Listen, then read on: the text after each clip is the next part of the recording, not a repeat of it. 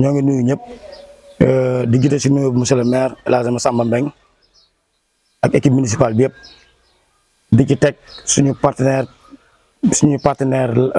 représentant partenaire Layus mun naa wax ne léegi sax nekkatu partenaire parce que Layus depuis boo xoolee depuis il y a un événement bu fi amoon à la mairie le conseil municipal a adopté à l'unanimité que Layus dañ cee def citoyen d'honneur de la commune de Yène. Donc nous pouvons dire à partir d'aujourd'hui que Layus le citoyen buñ ko wax nañ ko woowee Layus citoyen d'honneur de la commune de Yène. Donc deuxièmement ñooñu fi réunir tey bu njëkk bi mooy la remise des clés maire si ab taxawaayam xool condition de vie des étudiants de Thiès mu dem wutal leen logement tey dañuy procéder voilà étudiants yi ñu ngi fi daje ñu ngi doon nuyu au passage ñu ngi fi daje dañ leen di remettre symboliquement la clé de leur appartement à Thiès. Beneen événement bi mooy Layus le généreux donateur Layus qui a toujours œuvré dans le cadre du RSE dans le cadre de l'humanitaire pour le développement de la commune de Yène mu ànd si nag ak suñu maire Massamba Mbengue comportement am peut-être moom moo waral Layus gën a sawar si def li muy def li acte yi muy posé mu nekk koo xamante ne maire boo xamante ne ku neex a àndal la ku xam priorité yi Yène te xam fa mu koy wute ji monsieur le maire kon sa njaboot a ngi nii njaboot éducation yaa ngi nii représentant parent d'élèves yaa ngi fii le CODEC mi ngi si yoon bi di ñëw étudiants yi ñu ngi nii kon donc tey dañuy def ñaari événement yooyu mooy remise symbolique de la clé des appartements de Thiès aux étudiants à la Z. Beneen kii bi mooy le généreux donateur Layus moom moo ñu indil tey 200 tables bancs pour les écoles élémentaires pour les mettre dans de très bonnes conditions. Vous savez que l'école élémentaire nous avions un déficit de 219 tables bancs. Il y a des réparations à faire maire nee na ñu récupérer toutes les réparations ñu indi ko si soudeur bi mu réparer yëpp mais tey Layus a posé un acte fort en nous octroyant presque les 80%, j'allais dire même les 90% du déficit des tables bancs kon Layus au nom de la communauté éducative au nom de la commune de Yène le maire Massamba Mbengue ici présent ñu ngi lay gën di la sant di la wax ne Yène sa Yène la maire teg na acte boobu ba pare Yène vous n'êtes plus un partenaire mais vous êtes un citoyen d'honneur. Merci beaucoup kon ma jox maire. am mbégte teew fii tey pour la réception et la restitution des tables bancs yi nga xam ne moom la ñu monsieur Layus jox comme ni ko Baye Adi waxee monsieur Layus nekkatul comme ni nga ko waxee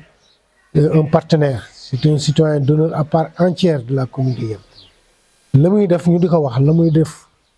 te ci suuf sax moo gën parce que moom yàlla tax rek lay def moom daf ma koy wax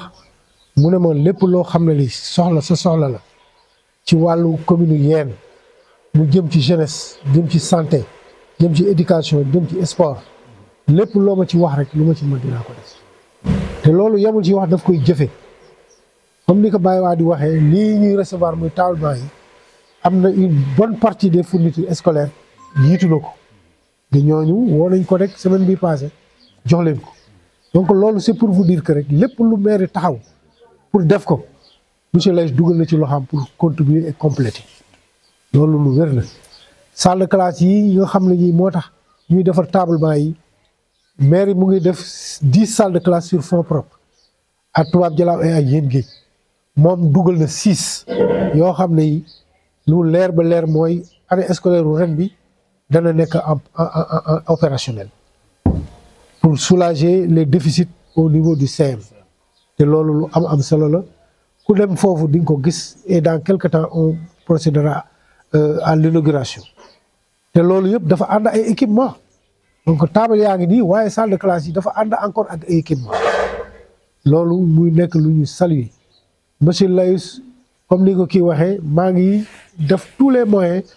pour utal étudiants yi dans toutes les universités du Sénégal des logements te loolu yaakaar naa ne du weer yu bari ñoo koy def ci Sénégal université yi nekk Sénégal yëpp utal naa appartement la jeunesse des étudiants ressortissants de Yène te loolu c'est pour leur mettre dans de bonnes conditions pour leur permettre d'avoir de la performance bi nga xam ne loolu la ñuy soxla ci ñoom te loolu lépp luñ ci def rek monsieur Layes dugal na ci loo xam mu nga ci biir. donc c'est vous dire que lycée Bale aussi c'est la même chose bâtiment administratif moo ko fa def te encore il a encore promis de faire des réparations des réfections. Il a presque avalisé validé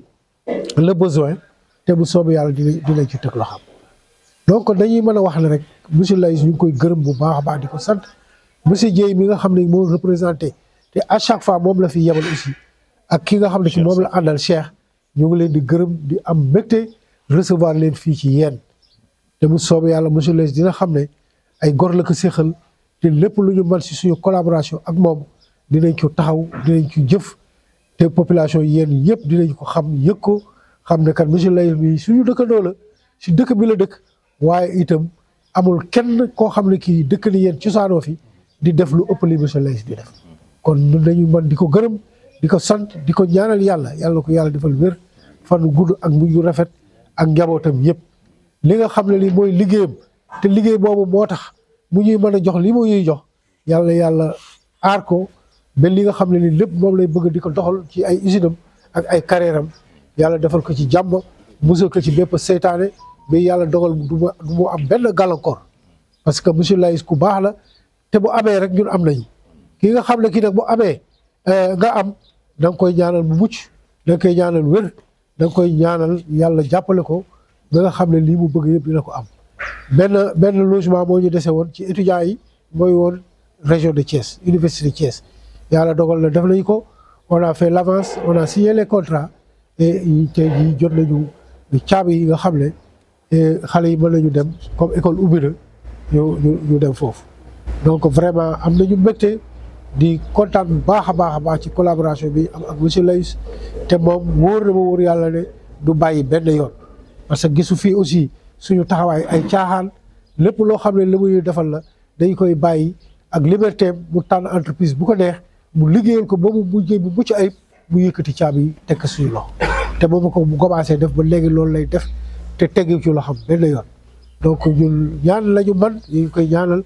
parce que mënuñu koo fay bor bi yàlla mi am pay nag yàlla la ñu jiital ci biir yàlla jàppale ko taxawaayam lépp lu mu bëgg ci liggéeyam yàlla na ko yàlla defal te yàlla bu am benn gàllankoor parce que su amee gàllankoor ñun ñooy am gàllankoor parce que kii am di la dimbale su ñàkkee yow yaay am problème donc ñu ngi koy ñaanal bu baax di gërëm représentant yi sang yi nga xam ne monsieur Dieye moo fi yow ak ki mu àndal Cheikh ñu jox leen parole bi ñoom itam ñu sànni si kàddu après ñu def la remise jërë ngeen jëf merci.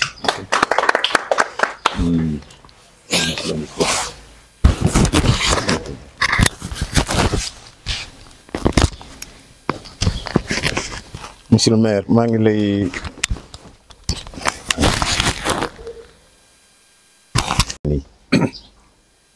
di wax ak ni wax ji nga wax rafet na trop dafa mel ne wax ji dafa ferankulaayu d'ailleurs comme li ñuy wax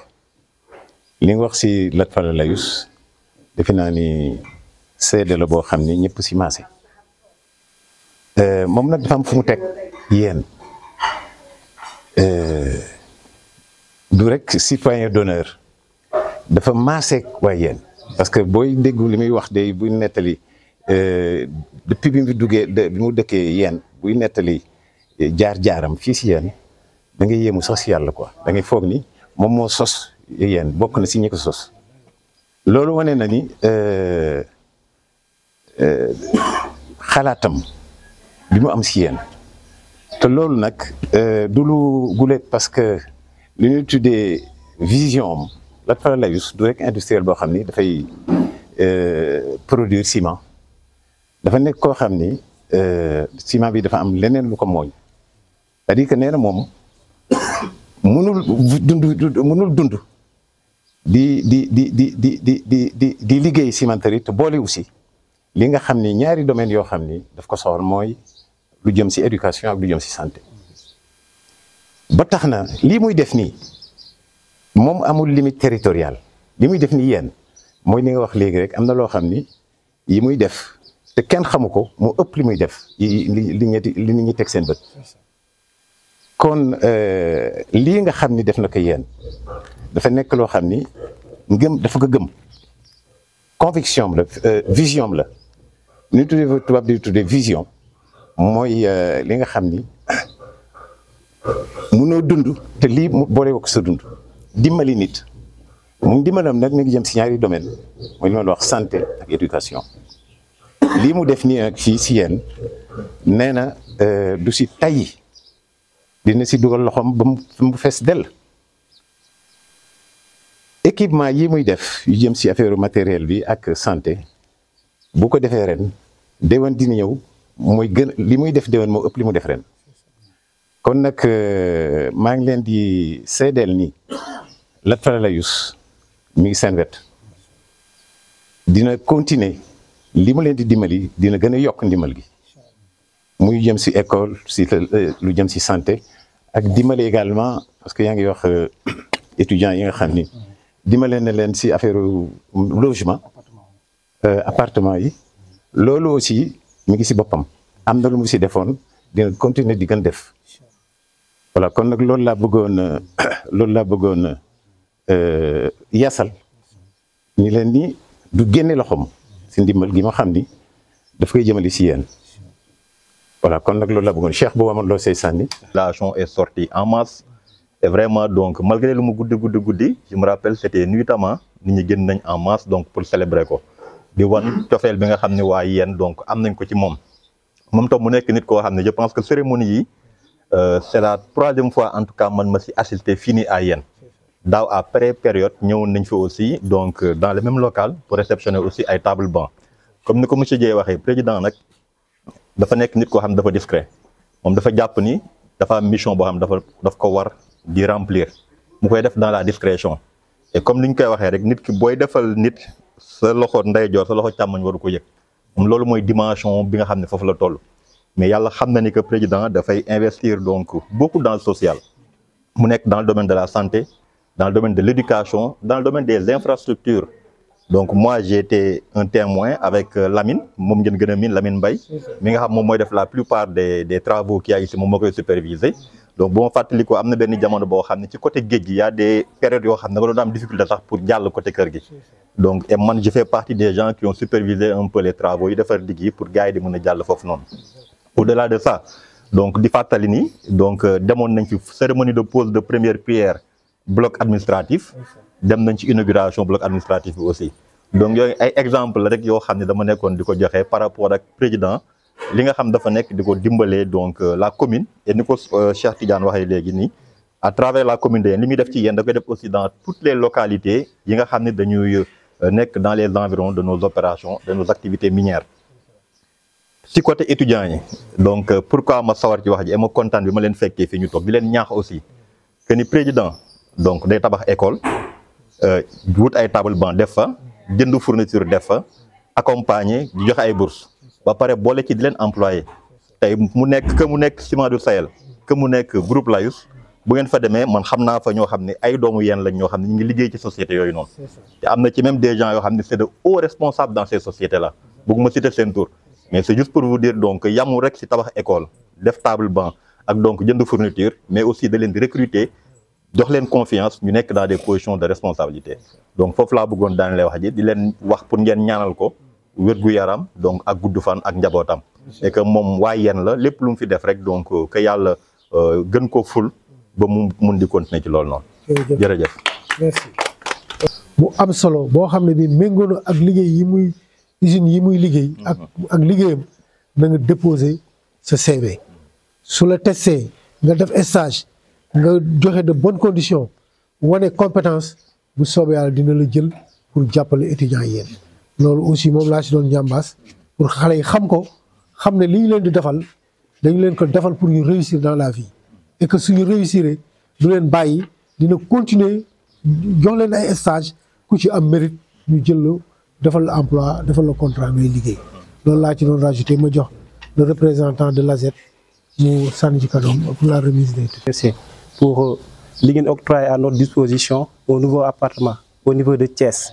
parce qu'on dit souvent un esprit sain dans un corps sain. Moi, j'ajoute dans un environnement sain aussi. Les étudiants de Yène dañuy échouer parce que nekkuñ ci ay bonnes conditions. ay chambres yoo xamante ne dañuy war a def 5 personnes ñu koy def ba 15 à 20 personnes aussi donc conditions yi ne nous sont pas favorables le plus souvent Donc nous les remercier pour cela. Donc c'est un acte posé à Thiès aussi. Donc le maire, je pense qu'il a tenu sa promesse. Bissounier, je pense que c'était après Tabaski. Au niveau de toutes les universités, on a des appartements, sauf à Thiès. Donc je ferai tout mon possible à ce que je fasse un appartement. Et c'est une chose réalisée. Donc nous vous saluons pour cet acte. Cependant, Monsieur Lavis, Monsieur le maire, donc nous rencontrons jusqu'à présent des défis. Donc je pense que le défi le plus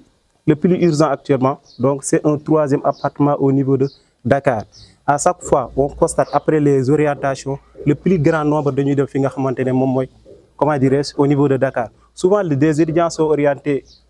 à Ziguinchor, au Sine Saloum, peut-être conditions, il faut un appartement, il faut loger. Donc ils seront obligés, donc nous Dakar des formations. Et si de formation, nous avons un appartement pour les étudiants. Actuellement, à l'heure où je vous parle, donc la demande dépasse les places qu'il faut. Il y a des appartements déjà faits. Donc avec les nouveaux bacheliers, avec les formations, actuellement. Et il y a des étudiants qui on est obligé, la situation nous oblige et ça nous fait mal de voir des étudiants de Yen, amuñu fuñu loger, dañoo obligé jël appartement. Entre temps, bu weer déwé su nek ñu def ku nek 10 000 wala ku nek 15 000 parce que amuñu fuñu loger. Donc un 3e appartement à Dakar, c'est une urgence, monsieur le maire et monsieur Lavis. Cependant aussi, donc étudiants yi nga xamantene dañu dem affronter le monde supérieur, les études supérieures. Peut-être amuñu mën nañ cartoucher à tout moment, donc bëgg nañ ay mécanismes de récupération pour ces étudiants là. Parce qu'on dit souvent celui qui éduque un enfant éduque une nation. Donc, nous avons l'importance d'apporter l'éducation. Et Nelson Mandela disait, l'éducation est l'arme la plus puissante qu'on puisse utiliser pour changer le monde. Donc, si les étudiants de Yen excellent, c'est Yen qui va y gagner en retour. Donc, ces étudiants-là, cartoucheurs-là, monsieur Lavis, vraiment, il y a un mécanisme de récupération. Mais aussi, le 3e appartement au niveau de Dakar, ça pose problème. Mais aussi le déficit des classes au niveau de Yen. Parce qu'on a fait une tournée, donc je suis le président de la commission pédagogique, au niveau du SEM, on voit des 6e de 100 à 106 élèves. Un professeur qui ne reconnaît même pas les élèves. Donc ça constitue un problème. Et le 6e mois base, si les élèves ratent la base, ça va se reporter au niveau des résultats du baccalauréat. Et c'est Yen qui y perd en grand recours. Donc encore une fois, nous vous remercions, mais aussi dans l'attente donc aussi des actes posés pour nos défis qui se posent actuellement. Et merci à tout le monde. Donc, comme doléance nga posé rek je pense que boo ma dégloo bu baax da ngay xam ne le déficit en salle de classe c'est du passé parce que déjà maire yi mu ngi fay def 6 monsieur Laïs def na fa 4 yoo xam ne yi ça va finir dans 1 mois donc 10 salles de classe vraiment c'est presque le double de ce qui était là-bas donc foofu kenn mënatu faa wax déficit et il y en a encore 6 à Toubab Dialaw yoo xam ne yi on projette de décongestionner le CM de Yen def fële annexe wala beneen CM donc loolu ñu ngi koy xaar ci le ministre de l'éducation mu autoriser ñu un nouveau CM ou bien mu autoriser ñu annexe pour le CM là donc il y en a 10 ici et 6 là-bas ça fait 16 salles de classe donc loolu vraiment kenn waxatul waxu déficit donc ce déficit là c'est réglé par rapport à l'appartement de Dakar on est en train d'étudier on ne peut pas tout faire mais on essaiera de vous accompagner au mieux, Inch'Allah. Les résultats aussi, je l'ai dit au président de l'ASET, il faut nous signifier les résultats obtenus. Parce que jusqu'à présent, nous avons bien résultat pour c'est une jambarte ak seen xarañte ak liggéey bi ngeen di liggéey dans les universités ci conditions yi nga xam ne moom la ñu leen teg bu ñu gënal mooy chaque année ngeen indil ñu un bilan positif wax ñu les résultats qui ont été obtenus. S'il faut même primer les meilleurs, on essaiera de trouver des solutions pour ça, pour inciter les autres à travailler, à donner de bons résultats. La subvention aussi, nous voulons subventionner tous les ans. Nous subventionnons AZ à hauteur de 3 millions, je ne sais pas comment. C'est un accompagnement même de ces logements qui ont été faits. Et là, c'est dans le budget de la commune. Et chaque année aussi, nous avons. Donc vraiment, nous vraiment, li ñu man ak lépp ñu koy def lépp mënul mat lépp mënul doy yàlla rek moo mën a matale lépp. Mais aussi ñi nga xam ne ñi ñooy étudiants yi nañu wane seen jàmbarte wane li nga xam ne lii moo tax ñu leen di jàppale ñu di ko gis di ci teg suñu bët monsieur Layus mi leen di accompagner gën a am courage nga xam ne kat alalam ji muy dugal nax saayul alalam niilul ñam koy defal ñu ngi joxe ay résultats yu satisfaisant loolu aussi ñu ngi koy xaar ci yéen wax naa ko le président de l'ASET yow itam comme yaa ko représenté ñu ngi la koy wax merci. Wadi, le président de la commission éducative, di nuyu parents d'élèves yi di nuyu également étudiants yi voilà at suñu naataango yi taxaw fii aussi monsieur le maire vraiment di wax ni yéen dafa am chance am maire bu mel ni yow gis nañu bu baax li ngay def ci éducation bariwul maire yu koy def man en fait du ma yokk du ma wàññi loo def laay wax def naa fii 8 ans mais franchement ba nga fi nekkee maire li nga def au niveau élémentaire nekk nañ fi lu yàgg di ko xeex mais mënuñu ko am franchement loolu ñu ngi la ci remercier bu baax a baax fourniture yi dinañuy gis ni day ñëw toujours à l'ouverture avant parents yi di jënd fourniture yi teew nañ di wax étudiants yi man de ba may jàng di nekk étudiant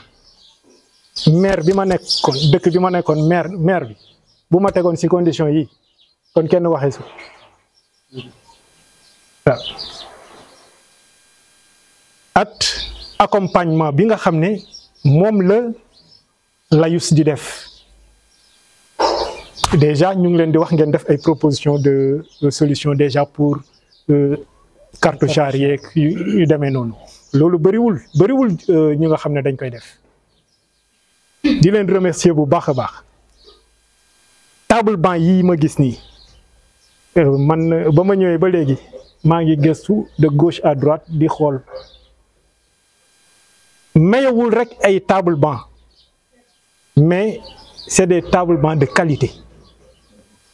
c'est des table bancs de qualité aussi boo ko gisee xam ni liggéey bi wër na dimension yi tout ça c'est bien fait ce n'est pas n'importe qui moom moo defar table banc yi benn table banc yu mel nii buñ la doon évaluer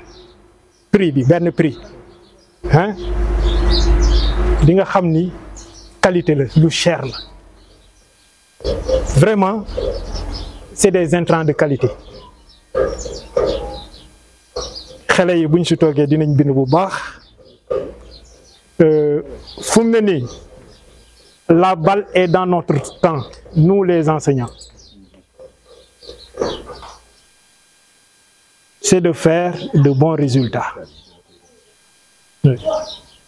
que ça soit au CFE que ça soit au BFM que ça soit au baccalauréat il faut ñun yéen communauté bi ñu xam ni éducation moom moo yor lépp ñëpp si war a dugal seen loxo muy parents d'élèves yi puis ñëpp résultats yéen yi il faut que muy nekk ay résultats yu baax a baax monsieur le maire kat mu ngi lu may wax naan jaanam wàcc na parce que il est en train de mettre les gens dans de bonnes conditions de travail. La balle est dans notre camp. Monsieur le maire. Vraiment, nous les remercions. Il est en tant que parent, sa mère, en tant que parent, il ne faut que quelqu'un ne soit avec beaucoup de responsabilités. xam li leen fi indi bu ñu dugg ci lu ñàkk fayda parce que am na écho yu ma jot Ziguinchor neexuma da ngeen góorgóorlu bokk ndey bokk bàyyi xam ne lii leen moo leen fi indi ngeen taxaw ci bu baax a baax di jàppalante di yéwénante di tolérante bëgguma fa dégg benn ay de toute façon Thiès dina ma fa di ñëw parce que am naa chantier au stade Lat Dior te je suis souvent à Thiès je ne manquerai pas de faire des visites inopinées pour xool ci nu ngeen nekk ak nu ngeen toogee parce que loolu dañ leen ko jox mu ngeen am performance ngeen bëggal ñu bëggal monsieur Layes mi nga xam ne taayul benn yoon di taxaw pour appuyer les étudiants de Dialaw merci jërëjëf. ak ses représentants ci tablement yi nga xam ne le codec wax na ko c'est des tablements de qualité ñu yëkkati ko jox ko communes yi yéen def na ko daaw def na ko ren te d'après monsieur Dieye il va continuer à le faire à continuer à nous accompagner pour que li nga xam ne lii mooy ay manquements au niveau de yéen sur le plan de l'éducation ñu mën ko mottali ñuy gërëm ñëpp di sant ñëpp jox voilà donc ñu jógee ci remise symbolique bu monsieur Layus qui a donné des tables bancs à la commune ñu jël ñun aussi remettre ces mêmes tables au codec mi nga xam ne gi écoles yi élémentaires yëpp moo ko yor muy plus de 10 écoles léegi nag ñoom dinañu def la répartition suivant les besoins su ko defee camion baa ngi ci biti def nañ ci essence chauffeur baa ngi fi fépp foo xam ne fii war nañ faa yóbbu ay salle de classe tey jii bu ko yàlla dogalee yëpp dina dem ci école yi. si defal leen remise bi xam ne aussi ñoom ñoo yore xale yi ñoom miin école yi xam li fa manqué ak li fa manqué wul ñoom ñoo ko xam besoin bi ci ñi ko évaluer la ñu bokk ñoom itam ñu remettre leen ko symboliquement pour que école bu ne ñu xam ne yóbbu nañ fa nangam bu fa ay table banc yu yàqu nekkee yu ñu mën a réparer wax naa leen ko nañ ko recenser indi ko ma yóbbu ko ci menuisier métallique bi ñu réparer ko vraiment bëgg nañu daal lépp loo xam ne li fii ay manquement la ci au point de vue matériel surtout les table banc benn école dootu ko jooy ñu gërëm ñëpp sant ñi